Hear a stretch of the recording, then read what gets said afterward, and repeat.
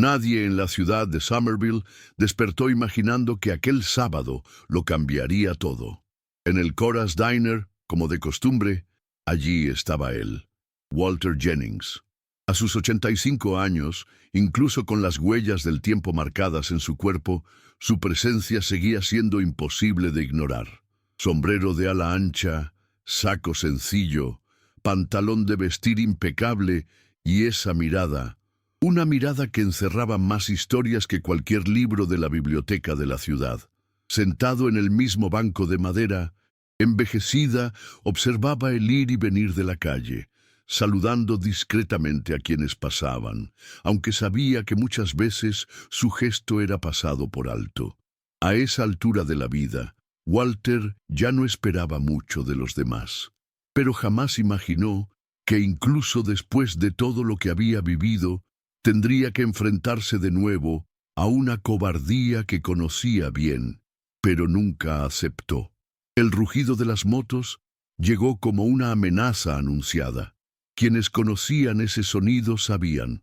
Los Harrow Bikers estaban, y con ellos venía Briggs, un tipo que llevaba en su chaqueta de cuero símbolos de odio, racismo e intolerancia. No estaba allí por casualidad. No era coincidencia, era provocación, era humillación premeditada. Tan pronto como bajó de la moto, Briggs se acercó a Walter con esa sonrisa sucia, con el aire de quien se cree intocable. Sin pensarlo 2 veces, pateó el sombrero del anciano, haciéndolo caer al suelo, y le lanzó una andanada de insultos racistas que habrían herido a cualquiera, pero que contra Walter rebotaban como viento contra piedra. Sin embargo, Briggs no se conformó con las palabras. Quería más. Y lo demostró. Un puñetazo seco, directo al rostro del anciano, lo derribó al suelo. La sangre brotó en la comisura de sus labios. Una mano temblorosa intentó apoyarse en el bordillo, mientras la otra buscaba, en vano, el sombrero que ahora parecía tan distante como la dignidad del hombre que lo había atacado. Lo más cruel no fue el puñetazo, no fue la sangre, ni el dolor físico. Lo que oprimía el pecho de Walter en ese momento era algo mucho más pesado, el silencio. La cobardía reflejada en los rostros de quienes estaban allí, mirando, grabando en video, pero sin mover un músculo para ayudar. Gente a la que él saludaba cada semana. Gente que había aceptado el café que él alguna vez pagó, que lo veía en la feria, en la tienda, en la barbería. Pero ahora eran meros espectadores. Unos con la mirada baja, fingiendo no haber visto. Otros con el celular en alto, buscando el ángulo perfecto para subir el video al grupo de la ciudad. Y mientras tanto, Briggs se hinchaba de orgullo, como si hubiera ganado una guerra. Pero no era guerra, era puro atropello. Walter, con una dignidad que ni el paso de los años ni la violencia podían borrar, tomó aire con fuerza. Sintió el sabor amargo de la sangre en la boca, pero también el sabor de su propia resistencia. Con esfuerzo, apoyó las manos en las rodillas, se incorporó despacio, sin desviar jamás la mirada. Recogió el sombrero, lo sacudió para quitarle el polvo y se lo colocó con calma en la cabeza. Entonces enfrentó a Briggs cara a cara, con una firmeza que retumbó en la plaza, y pronunció con voz ronca, pero lo suficientemente fuerte para resonar. El mundo gira, muchacho, y tú ni idea tienes de cuánto. Quienes estaban cerca lo escucharon, y quienes lo oyeron supieron que eso no era solo una respuesta, era una advertencia, un recordatorio de que nada en la vida queda impune para siempre. Briggs soltó una carcajada nerviosa y burlona, intentando ocultar algo que ni él mismo podía explicar, un malestar creciente en su interior. Pero para no perder la pose, golpeó el pie contra el suelo, echó el hombro hacia adelante y trató de mantener su aire de matón. «Viejo insolente, ¿quieres más, verdad?», gritó, fingiendo confianza. Sin embargo, antes de que pudiera dar un paso, Un sonido diferente sobrepasó el estruendo de las motos y los murmullos de la multitud cobarde. Chit, rugido potente de un motor, mucho más grave, dobló la esquina de la calle principal. No era una moto, era una camioneta militar negra, blindada, de esas que ni en las películas pasan desapercibidas. Quienes la conocían sabían, eso no era un vehículo de paseo.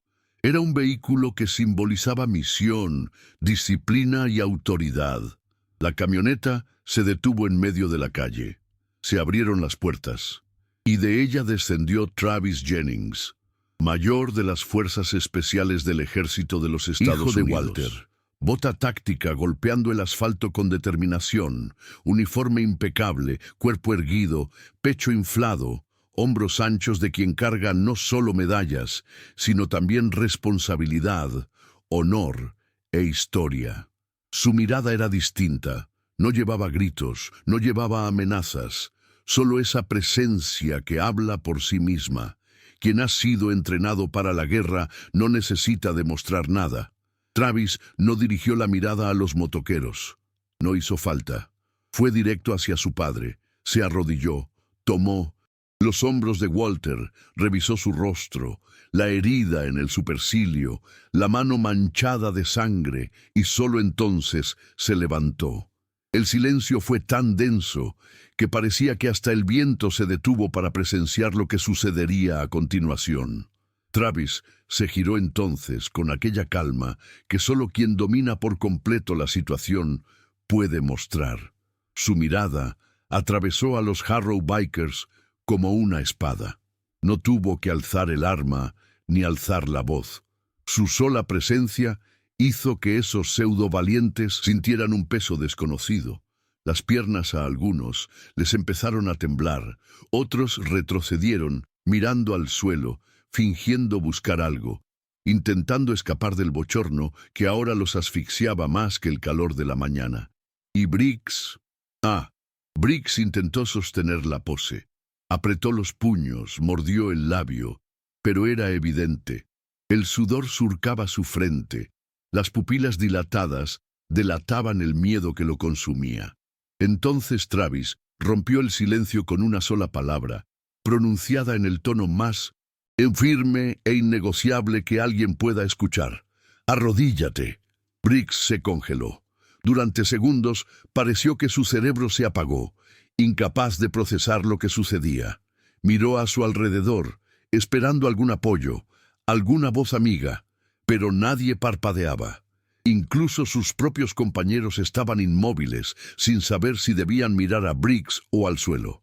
Cuando Travis dio un paso adelante, el golpe de su bota en el pavimento sonó como una sentencia.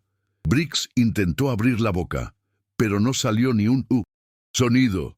Su cuerpo, antes lleno de arrogancia, se volvió pesado y rígido. Las piernas cedieron, y en un movimiento lento, casi automático, se arrodilló. El crujido de sus rodillas contra el asfalto resonó con más fuerza que cualquier rugido de moto. La máscara de valentía cayó, y con ella llegó un silencio tan absoluto que todos sabían, jamás olvidarían ese instante. Cuando Briggs se arrodilló, fue como si toda aquella impostada valentía se evaporara.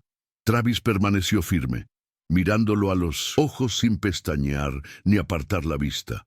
Era una mirada que no necesitaba palabras, porque lo decía todo. No sabes con quién te metiste. Y como si esa escena no bastara para fulminar cualquier resto de arrogancia, las puertas traseras de la camioneta se abrieron de nuevo. Bajaron 3 soldados de la unidad de Travis, hombres entrenados al más alto nivel, con expresiones de quienes han visto el infierno y no se inmutan. Ninguno se subió el guantelete ni apuntó un arma. Su sola presencia definía respeto y autoridad. Fue en ese preciso instante que la multitud, que hasta entonces había estado estática, comenzó a moverse. Primero uno, luego otro, luego varios.